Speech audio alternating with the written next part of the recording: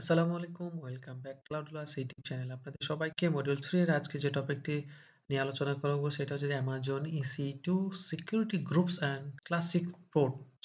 Amazon EC2 security groups and classic ports overview. So আমরা এইখানে যে Amazon EC2 যে সিকিউরিটি গ্রুপের ইন ডিটেইলস আলোচনা করব অ্যান্ড ক্লাসিক যে পোর্টগুলো রয়েছে সেই পোর্টের ওভারভিউ একটু দেওয়ার চেষ্টা করব। সো আমরা শুরু করি। So Amazon EC2 security groups actually কি হচ্ছে যে Amazon EC2 security groups act as a virtual firewall for your instance, controlling inbound and outbound traffic at the instance level. So আপনার ইনস্ট্যান্স লেভেলে যে আপনার ইনস্ট্যান্সে security group actually act as a virtual firewall. So আমরা যে পিসি বা laptop বা physically যে আপনার ইনস্ট্যান্স বা মেশিনে যে ইন্টারনেটে যে সিকিউরিটিতে যে ফায়ারওয়ালটা আমরা ইউজ করি সেই ভার্চুয়াল ফায়ারওয়াল হিসেবে আপনার ইনস্ট্যান্সের ফায়ারওয়াল হিসেবে সিকিউরিটি গ্রুপ কাজ করে। সো আপনার এই ইনস্ট্যান্সে inbound and outbound traffic control করার জন্য সিকিউরিটি গ্রুপ অ্যাকচুয়ালি ফায়ারওয়াল হিসেবে অ্যাক্ট করে। So they are a fundamental component of network security in AWS, and they allow you to specify which traffic is allowed to reach your instance. So basically it's a fundamental component of network security. So network security AWS এর যে network security রয়েছে তার fundamental component হচ্ছে EC2 security groups. So সেই ক্ষেত্রে এই EC2 instance এর যে security গ্রুপ রয়েছে সেইটা specify which traffic is allowed to reach your instance. So আপনার ইনস্ট্যান্সে কোন ধরনের এবং কোন ট্রাফিক সোর্স আপনার রিচ করবে সেইটা অ্যালাউ করে স্পেসিফিক ভাবে এবং হচ্ছে কন্ট্রোল করে সিকিউরিটি গ্রুপের মাধ্যমে। So security EC2 security group হচ্ছে actually virtual firewall for your instance. So আপনার ইনস্ট্যান্সে ভার্চুয়াল ফায়ারওয়াল এবং ইনবাউন্ড আউটবাউন্ড যে ট্রাফিক রয়েছে সেটা কন্ট্রোল করে এই সিকিউরিটি গ্রুপের মাধ্যমে। সো এই সিকিউরিটি গ্রুপের কিছু কি কনসেপ্ট রয়েছে। সো আমরা দেখি যে ইনবাউন্ড রুলস রয়েছে যে for controlling incoming traffics to your instance. So আপনার ইনস্ট্যান্সের যে ইনবাউন্ড যে ট্রাফিক রয়েছে সেটা কন্ট্রোল করার জন্য ইনবাউন্ড রুলস এর মাধ্যমে করা হয়।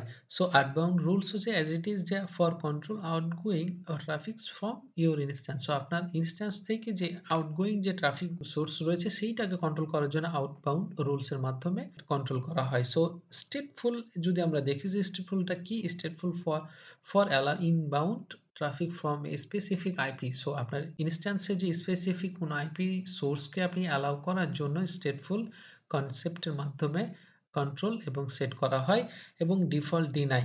সো ডিফল্ট ডিনাই অ্যাকচুয়ালি কি? By default, all inbound traffic is deny and all outbound traffic is allow. So আপনার বাই ডিফল্ট হিসেবে আপনার ইনস্ট্যান্সে ইনবাউন্ড ট্রাফিক সবগুলো আপনার ডিনাই করা হয়ে থাকে এবং আউটবাউন্ড যে ট্রাফিক রয়েছে তা অ্যালাউ করা হয়ে থাকে।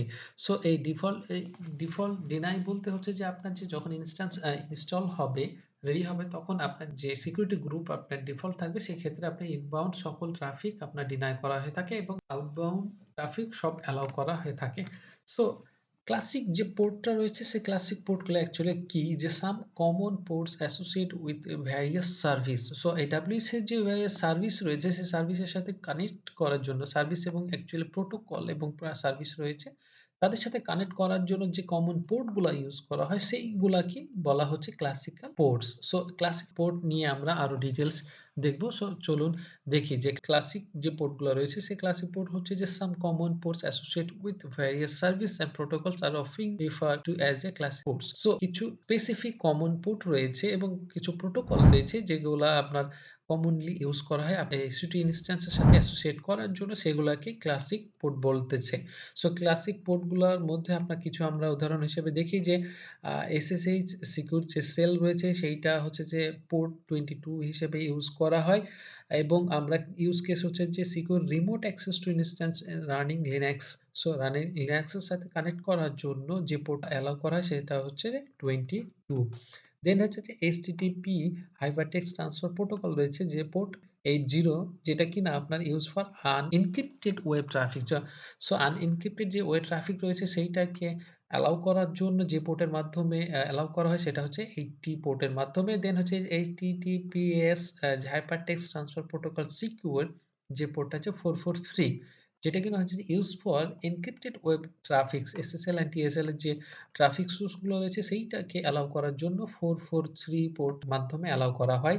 অ্যান্ড এফটিপি যে ফাইল ট্রান্সফার প্রোটোকল রয়েছে সেইটা 21 পোর্টের সাথে অ্যালাউ করা হয় use for the file transfer. So file transfer করার জন্য আপনার ইনস্ট্যান্সের সাথে যে কানেক্ট করে যে পোর্টটা অ্যালাউ করা হয়েছে সেটা হচ্ছে যে 21 পোর্ট। দেন হচ্ছে যে আরডিপি যে রিমোট ডেস্কটপ প্রোটোকল রয়েছে যে ইউজ কেসে use for remote desktop access to instance running Windows. So আপনার উইন্ডোজ ইনস্ট্যান্সের সাথে কানেক্ট করার জন্য যে রিমোট অ্যাক্সেস নেওয়ার জন্য যে প্রোটোকলটা রয়েছে সেইটা হচ্ছে যে 3389 যে পোর্ট এটার মাধ্যমে এই প্রোটোকলটা অ্যালাউ করা হয়।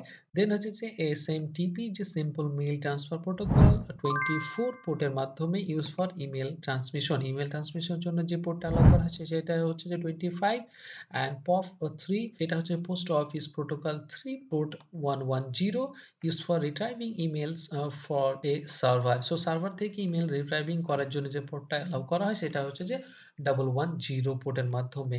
দেন হচ্ছে যে IMP internet message access protocol port 143 যেটা কিনা use for accessing and managing email message on a server. So আপনার যে মেসেজ সার্ভার রয়েছে সেই সার্ভারের সাথে অ্যাক্সেস এবং ম্যানেজিং ইমেল যে মেসেজ রয়েছে সেটা অন এ সার্ভার। সার্ভারের সাথে অ্যাক্সেস যে প্রোটোকলটা রয়েছে সেইটা অ্যালাউ করার জন্য 143 পোর্টটা অ্যালাউ করা হয় এবং ডিএনএস যে ডোমেইন নেম সিস্টেম রয়েছে সেইটা 53 পোর্টের মাধ্যমে অ্যালাউ করা হয়। ইউজ কেস ফর হচ্ছে যে use for translating domain names into IP address. So domain name থেকে আইপি অ্যাড্রেসে ট্রান্সলেট করার জন্য যে ডোমেইন সিস্টেম রয়েছে সেইটাকে অ্যালাউ করার জন্য 53 পোর্ট অ্যালাউ করা হয়।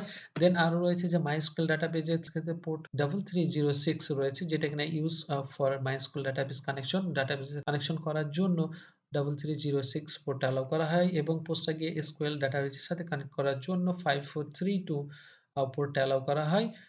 সো দেন হচ্ছে যে কাস্টম পোর্ট রয়েছে যে you can also define custom ports for specific application or services. So আপনি কিছু আপনার যে অ্যাপ্লিকেশন এবং সার্ভিস রয়েছে তার সাথে আপনি কাস্টম পোর্ট অ্যালাউ করতে পারবেন কানেক্ট করার জন্য।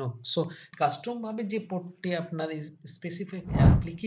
স্পেসিফিক আপনার যে অ্যাপ্লিকেশন বা সার্ভারের সাথে কানেক্ট করার জন্য যে পোর্টটা অ্যালাউ করা সেটা আপনার হচ্ছে কাস্টম পোর্ট। সো এই হচ্ছে যে Amazon EC2 security groups and classic ports overview. So security গ্রুপের ইন ডিটেইলস বলার চেষ্টা করলাম যে কম্পোনেন্ট গুলো কি কি থাকতে পারে বা কিভাবে কাজ করে। দেন হচ্ছে ক্লাসিক যে পোর্ট গুলোর একটু কিছুটা ওভারভিউ দেওয়ার চেষ্টা করলাম। দেন আমরা নেক্সট ডে হচ্ছে যে সিকিউরিটি গ্রুপস এর একটা হ্যান্ডস অন দেখবো in details. So don't worry. So এইখানে যদি আপনাদের কোনো কোশ্চেন থাকে বা জানার থাকে এবং আমার ভিডিও এবং আমার বোঝানোর বা ডেসক্রাইব যে অ্যাপ্রোচটা আপনাদের কাছে কেমন লাগতেছে, সো সেইটা আপনারা কমেন্ট সেকশনে অবশ্যই জানাবেন। সো ততক্ষণ পর্যন্ত ভালো থাকেন। দেখা হচ্ছে নেক্সট ভিডিওতে কথা হচ্ছে। আল্লাহ হাফেজ। আসসালামু আলাইকুম।